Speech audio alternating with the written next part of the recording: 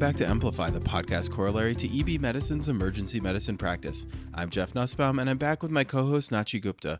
This month, we're moving from the trauma bay back to a more private setting to discuss emergency department diagnosis and treatment of sexually transmitted diseases. And let me warn you, for those of you who follow along the print issue and might be reading in a public place, this issue has a few images that might not be ideal for wandering eyes. Yeah, I'd say we need a quote, not safe for work label on this episode, though I think we are one of those unique workplaces where this might actually be kind of safe. And we're obviously pushing for safe practices this month. The article this month was authored by Dr. Pfenning-Bass and Dr. Bridges from the University of South Carolina School of Medicine, and it was edited by Dr. Borhart of Georgetown University and Dr. Castellone of Eastern Connecticut Health Network. Thanks, team, for this deep dive.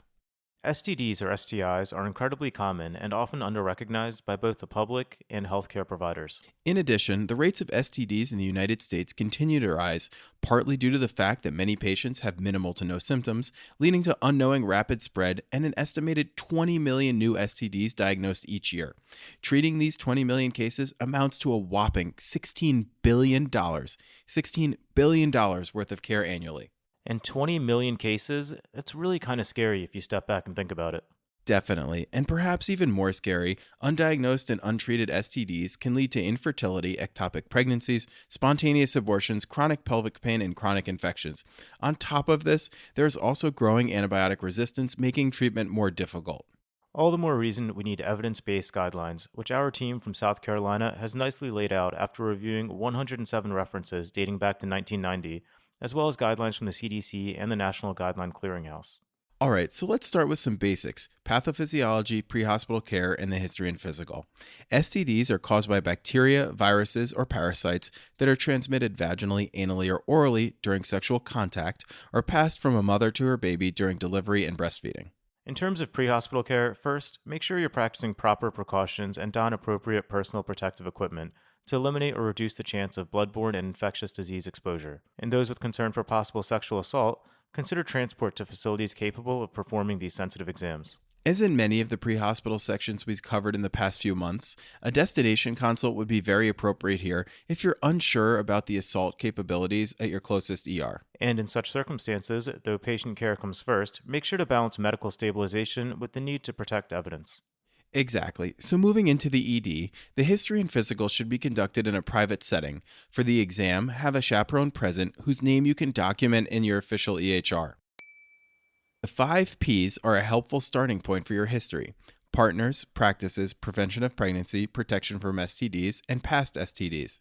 5 Ps. I actually hadn't heard this mnemonic before, but I like it and will definitely incorporate it into my practice. Again, the 5 Ps stand for partners, practices, prevention of pregnancy, protection from STDs, and past STDs. After you've gathered all of your information, make sure to end with an open-ended question like, is there anything else about your sexual practices that I need to know? Though some of the information and even the history gathering may make you and the patient somewhat uncomfortable, it's essential. Multiple partners, anonymous partners, and no condom use all increase the risk for multiple infections. Try to create a rapport that is comfortable and open for your patient to provide as much detail as they can. And as with any infectious workup, tachycardia, hypotension, and fever should all raise a concern for possible sepsis. In your sepsis source differential, definitely consider PID in addition to the usual sources.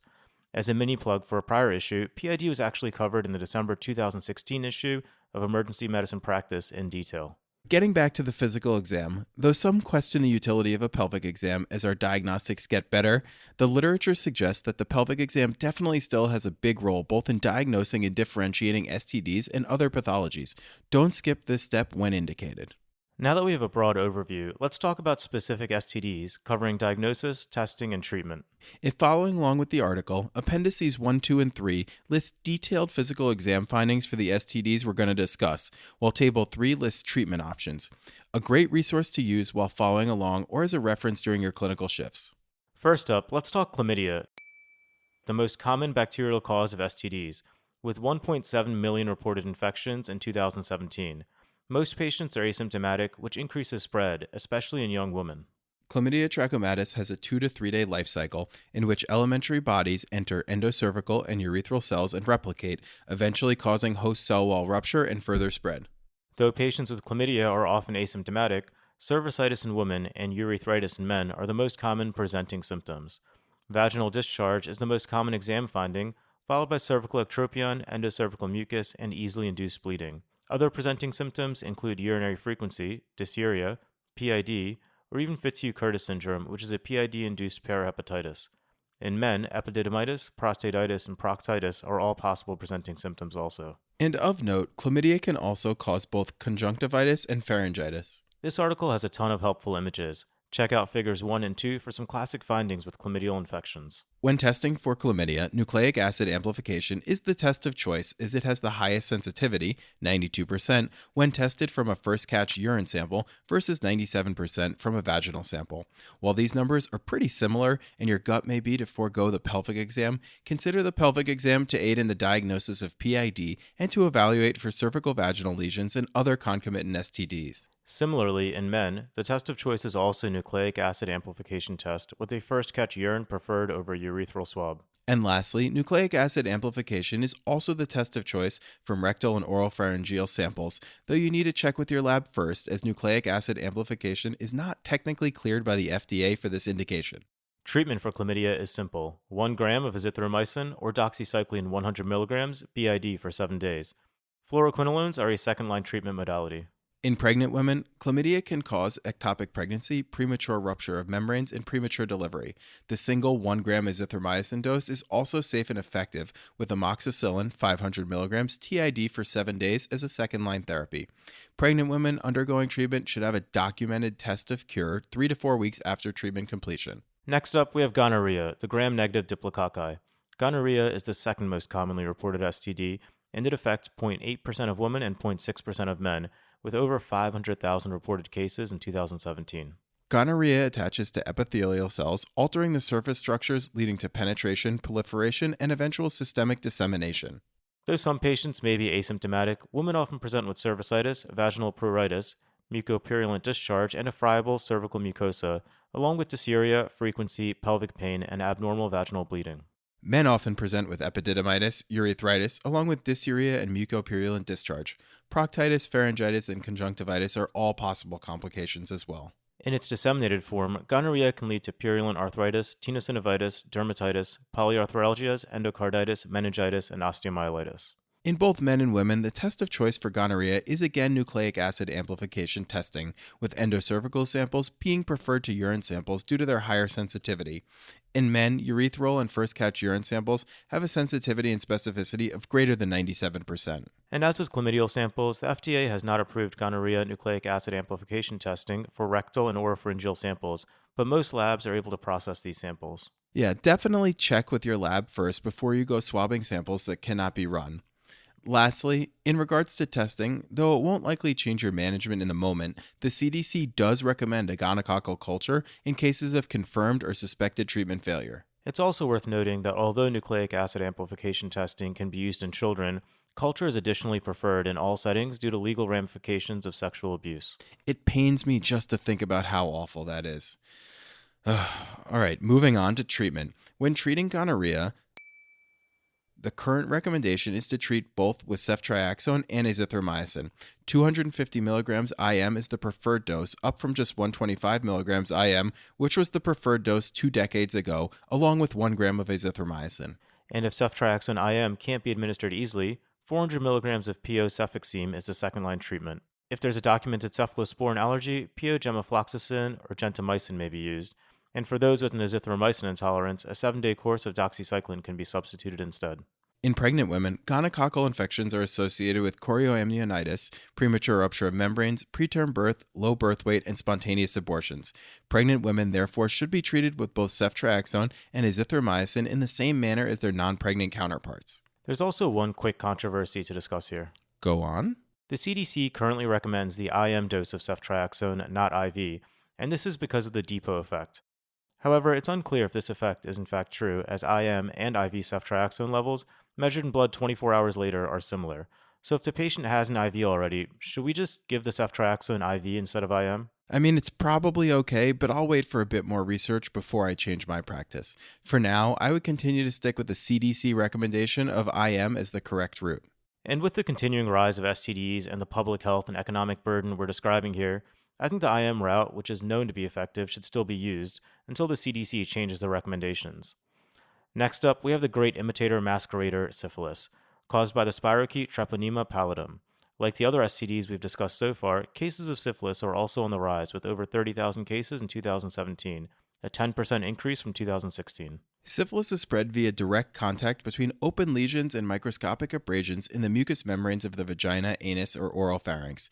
The organism then disseminates via the lymphatics and bloodstream. Infection with syphilis comes in 3 stages. Primary syphilis is characterized by a single painless lesion or chancre, which occurs about 3 weeks after inoculation. 6 to 8 weeks later, secondary syphilis develops. This often presents with a rash, typically on the palms and soles of the feet, or with condyloma lata or lymphadenopathy. Tertiary syphilis doesn't appear until about 20 years post-infection, and it includes gummatous lesions and cardiac involvement, including aortic disease. Patients at any stage may go long periods without any symptoms, and this is known as latent syphilis. In addition, at any stage, a patient may develop neurosyphilis, which can present with strokes, altered mental status, cranial nerve dysfunction, and tabes dorsalis. In early syphilis, dark field examination is the definitive method of detection, though this is impractical in the ED setting. There are instead 2 different algorithms to follow. The CDC traditional algorithm recommends a non-treponemal test like the Rapid Plasmid Reagent, or RPR, or the Venereal Disease Research Lab test, also called VDRL, followed by a conformational treponemal test, fluorescent treponemal antibody absorption, or FTA-ABS, or T-pallidum passive agglutination, also called TPPA. More recently, there's been a shift to the reverse sequence, with screening with a treponemal assay followed by a confirmatory non-treponemal assay. The reason for the change is that there is an increased availability of rapid treponemal assays, and where available, the reverse sequence offers increased throughput and the ability to detect early primary syphilis better. The CDC, however, still recommends the traditional testing pathway, that is, non-treponemal tests like RPR or VDRL, followed by treponemal tests like FTA-ABS or TPPA. This article also notes that the emergency clinicians should rely on clinical manifestations in addition to serologic testing when determining whether to treat for syphilis. For neurosyphilis, the CSF VDRL test is highly specific but poorly sensitive. In cases of a negative CSF VDRL but still with high clinical suspicion, consider a CSF FTA-ABS test, which has a lower sensitivity but is also highly specific and may catch the diagnosis. Treatment for primary, secondary, and early latent syphilis is with 2.4 million units of penicillin G IM. For ocular and neurosyphilis, treatment is with 18 to 24 million units of penicillin G IV every 4 hours or continuously for 10 to 14 days. In patients who have a penicillin allergy, skin testing and desensitization should be attempted rather than switching to zithromycin because of concerns of resistance. For pregnant women, penicillin is the only proven therapy. Interestingly, there is some evidence to suggest that a second IM dose may be beneficial in treating primary and secondary syphilis in pregnancy, though data are limited. We also have to mention the Jarisch-Hersheimer reaction before moving on. This is a syndrome of fevers, chills, headache, myalgias, tachycardia, flushing, and hypotension that follow high-dose penicillin treatment due to a massive release of endotoxins when the bacteria die. This typically occurs in the first 12 hours, but can occur up to 24 hours after treatment. Treatment here is supportive. Concern of this reaction should never delay penicillin treatment. The next condition to discuss is bacterial vaginosis, or BV, which interestingly is not always an STD. It is therefore critically important to choose your words wisely when speaking with a patient who has BV. That's an important point that is worth repeating. BV is not always an STD. So, what is BV? BV occurs when there is a decrease or absence of lactobacilli that help maintain the acidic pH of the vagina, leading to an overgrowth of Gardnerella, Bacteroides, Ureaplasma, and Mycoplasma. BV does not occur in those who have never had intercourse, and it may increase the risk of other STDs and HIV. 50% of women with BV are asymptomatic, while the others will have a thin, grayish-white, homogeneous vaginal discharge with a fishy smell, along with some pruritus. To diagnose BV, most use the Amstel criteria, which requires 3 of the following 4. Number 1, a thin, milky, homogeneous vaginal discharge. Number 2, the release of a fishy odor before or after the addition of potassium hydroxide. Number 3, a vaginal pH greater than 4.5. And number 4, the presence of clue cells in the vaginal fluid.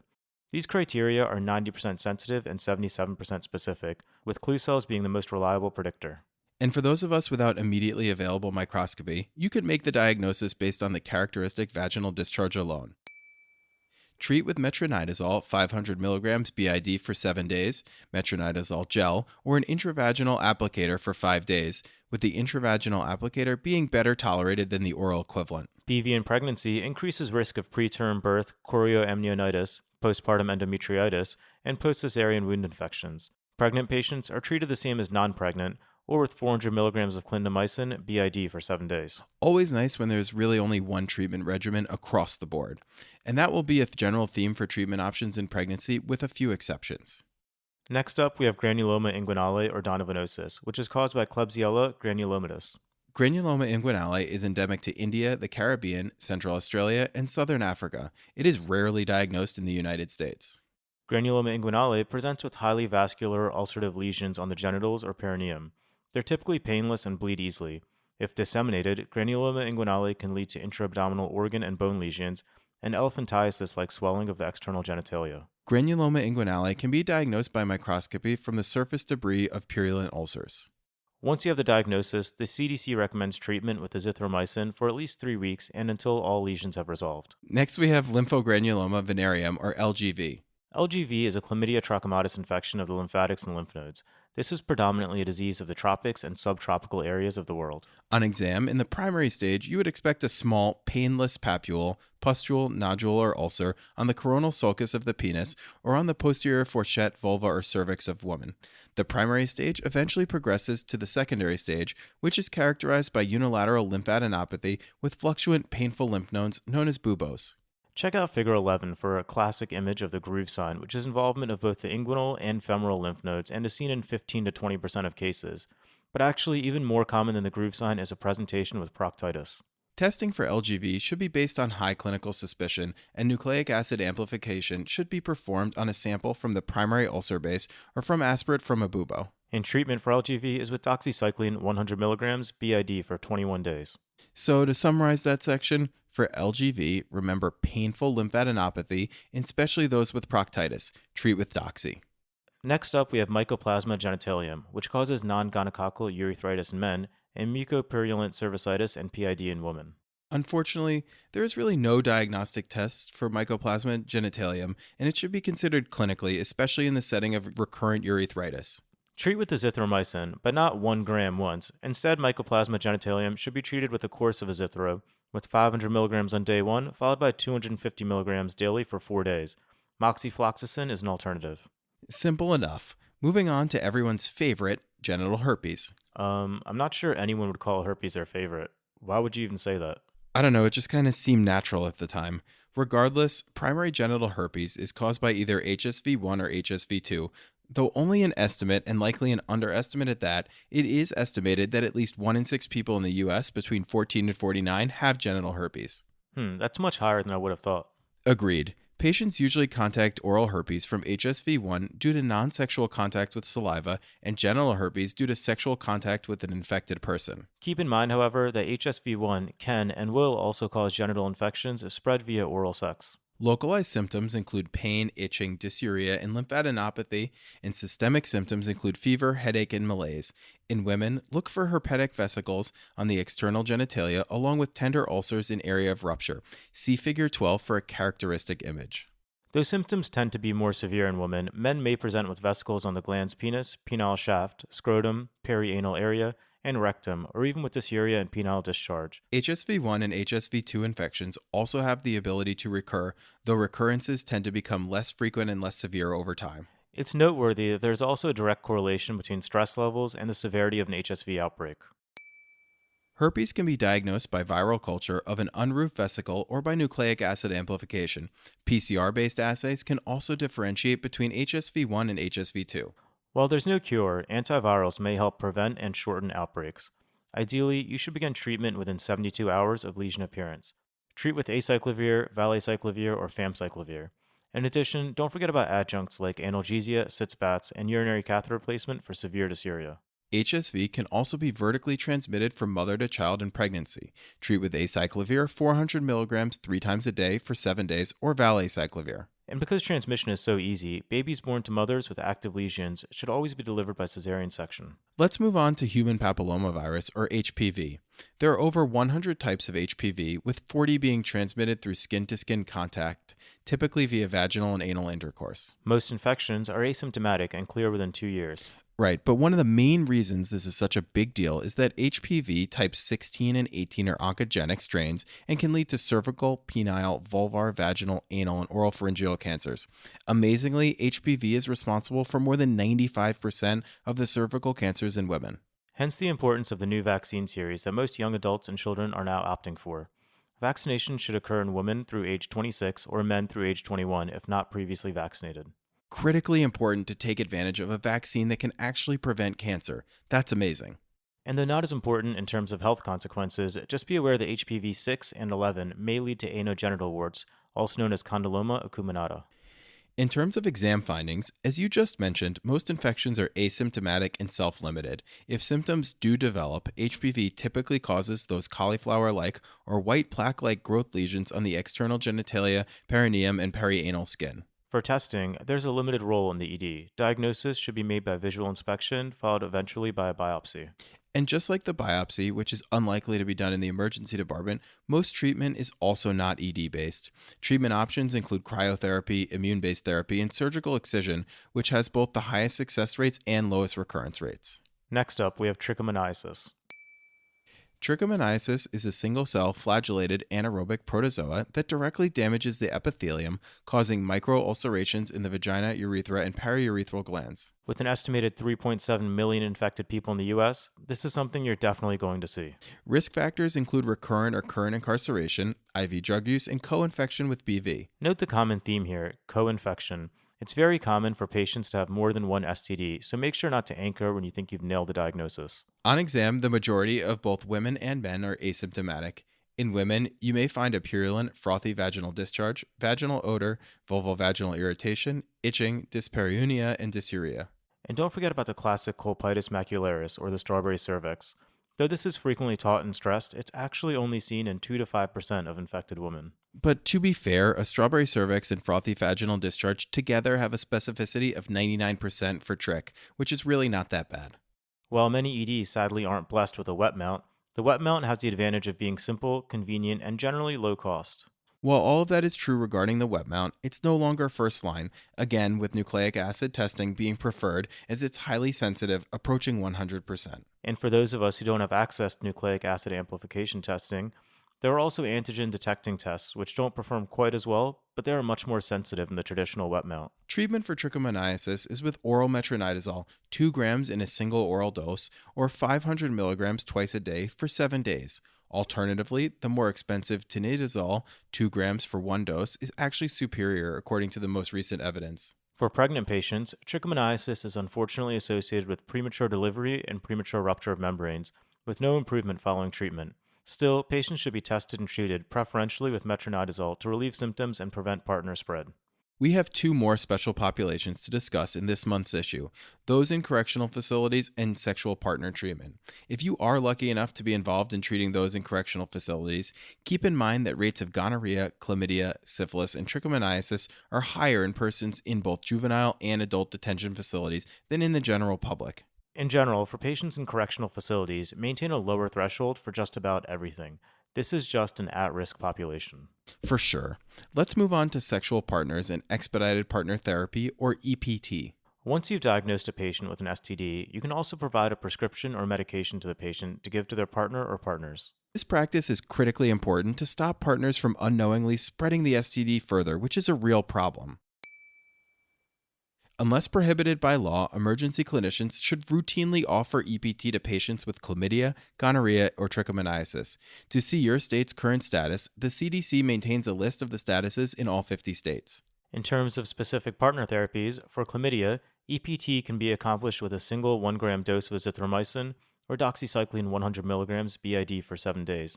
And consider concurrent treatment for gonococcal infections. For gonorrhea, EPT includes a single oral dose of 400 milligrams of cefixime and a 1 gram dose of azithromycin. For EPT and syphilis, unfortunately, the partner has to present to the ED for a single IM injection of penicillin G.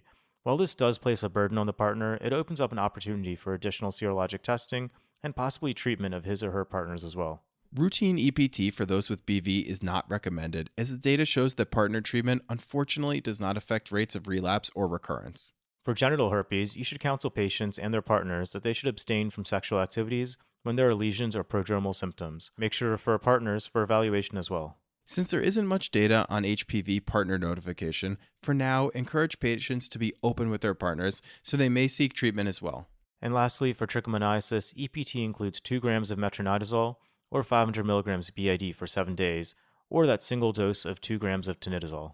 In general, it's always better to have the partner present to a physician for diagnosis and treatment, but EPT is an option when that seems unlikely or impossible. Also, when possible, try to inquire about drug allergies and provide some guidelines on ER presentation for allergic reactions. Alright, so that wraps up EPT. Let's quickly discuss disposition. Though most will end up going home, a few may require IV medications, such as those with severe HSV, disseminated gonococcus, and neurosyphilis. Admission should also be strongly considered in those who are pregnant or with concern for complications. Those with severe nausea, vomiting, high fever, the inability to tolerate oral antibiotics, and those failing oral antibiotics should all be considered for admission. But if your patient doesn't meet those criteria, as most will not, and they are headed home, stress the importance of follow-up, especially for those with gonorrhea and chlamydia, for whom a test of cure after completion of their medication course is recommended. This is even more important for pregnant women. Chlamydia, gonorrhea, HIV, and syphilis are among the many infectious diseases that require mandatory reporting. Definitely familiarize yourself with your state's reporting laws, as most of these patients will be headed home and you'll want to make sure that you don't miss your chance to prevent further spread. Perfect. So that's it for this month's issue. Let's close out with some high-yield points and clinical pearls. STDs are under-recognized by patients and healthcare professionals. They can often present with minimal or no symptoms and are passed unknowingly to partners. STDs can have devastating effects during pregnancy on the fetus. Treat these patients aggressively in the emergency department. The rising rate of STDs continues to be an economic burden on the U.S. healthcare system. Patients can present with multiple STDs concurrently. Avoid premature diagnostic closure. Consider multiple simultaneous processes. Urinary tract infections and STDs can present similarly. Be sure to do a pelvic exam to avoid misdiagnosis. For the exam, always have a chaperone present. Acute unilateral epididymitis is most commonly a result of chlamydia in men under the age of 35. Chlamydia is the most common bacterial STD. The diagnostic test of choice is nucleic acid amplification testing, and treat with azithromycin or doxycycline. Gonorrhea is the second most common STD. The diagnostic test of choice here is again nucleic acid amplification testing.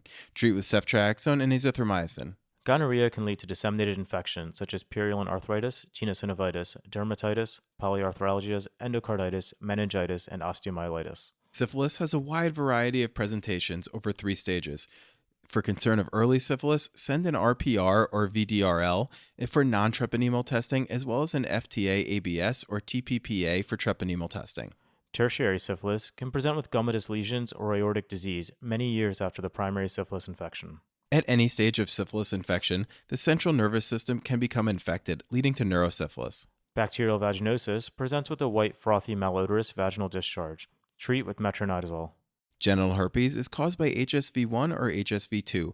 Diagnosis can often be made clinically. If sending a sample for testing, be aware that viral shedding is intermittent, so you may have a falsely negative result. Antivirals can help prevent or shorten outbreaks and disease transmission. Lymphogranuloma venereum presents with small painless papules, nodules, or ulcers.